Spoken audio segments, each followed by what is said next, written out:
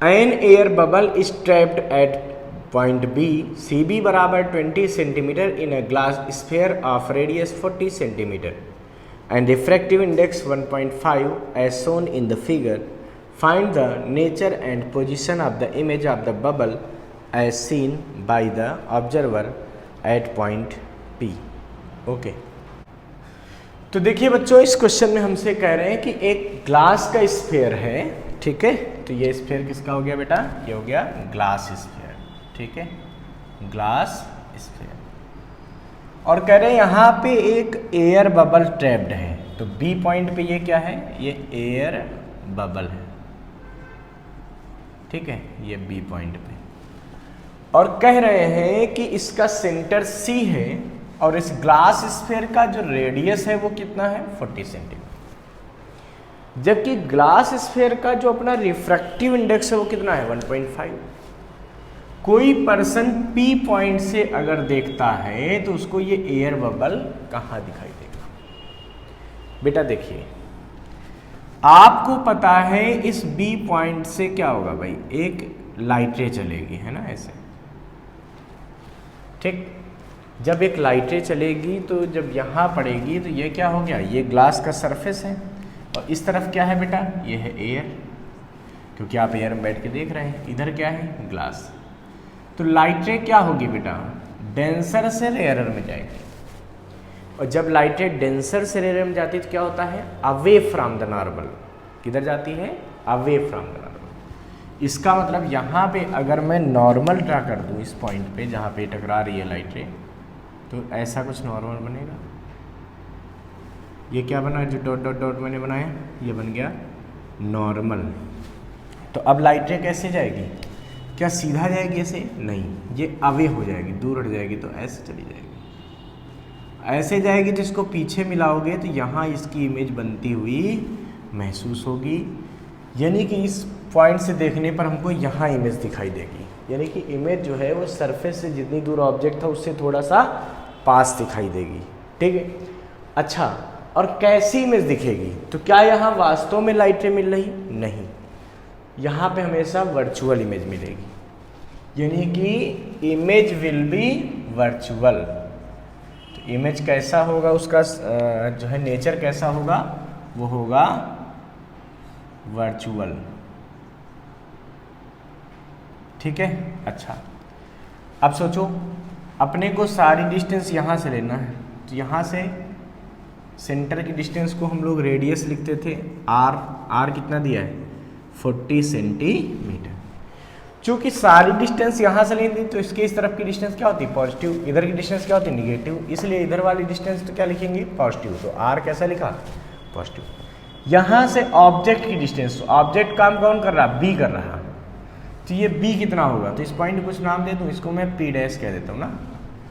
तो P dash B U होगा, object होगा। और ये कितना होगा भाई? तो ये टोटल दिया है 40 और ये डिस्टेंस दिया है 20।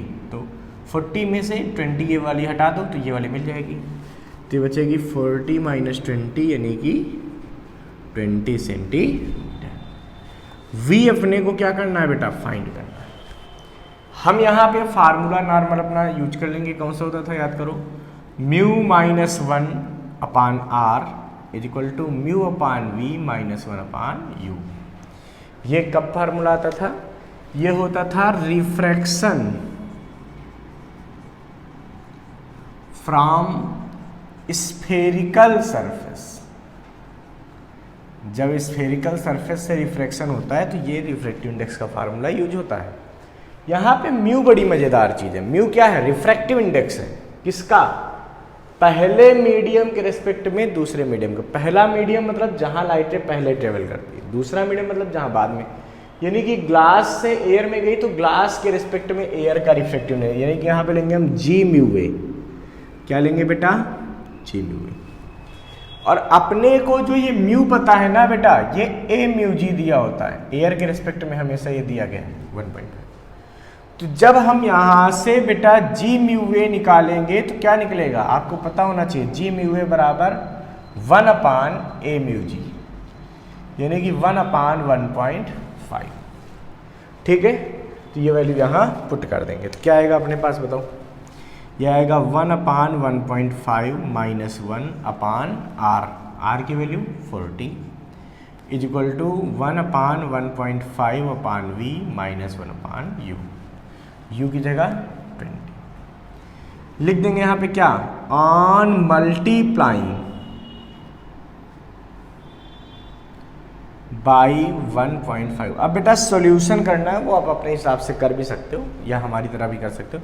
तो इसको 1.5 से मल्टीप्लाई कर दो, तो यहाँ 1.5 से मल्टीप्लाई करोगे तो क्या बचेगा 1 बचेगा, यहाँ करोगे तो क्या बचेगा 1.5/40, यहाँ 1.5 से मल्टीप्लाई करोगे तो क्या बचेगा 1/v माइनस यहाँ करोगे तो क्या बचेगा 1.5/20।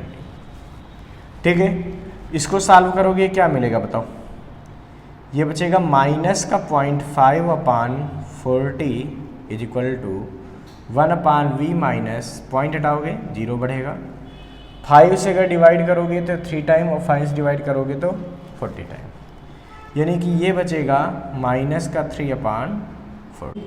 जब v की वैल्यू फाइंड करनी है तो क्या करेंगे 3/40 को इधर ले आएंगे, तो अपने पास बचेगा क्या, देखो इधर कर ले बच्चों, यहाँ सॉल्यूशन कर देते हैं। ठीक है, तो ये बचेगा माइनस का 0.5/40 प्लस का 3/40 इज इक्वल टू 1/v। देखो माइनस 3/40 था, ये इधर आ गया प्लस का हो गया। ठीक है, इसको सॉल्व करेंगे तो बेटा 40 एलसीएम मिल जाएगा, यहाँ बचेगा माइनस का 0.5 और प्लस का 3 इज इक्वल टू 1/v, या फिर 1/v इज इक्वल टू बचेगा यहाँ पे 2.5/40। देखो 3 में से 0.5 घट गया तो क्या बचेगा 2.5, है ना।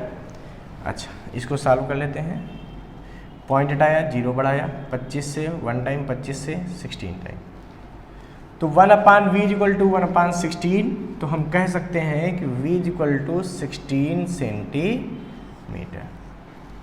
सो the air bubble appears at 16 centimeter from the surface and the nature of image will be virtual। तो कैसी इमेज मिलेगी, वर्चुअल मिलेगी, और कितनी दूर मिलेगी 16 सेंटीमीटर दूर मिलेगी सरफेस से 16 से।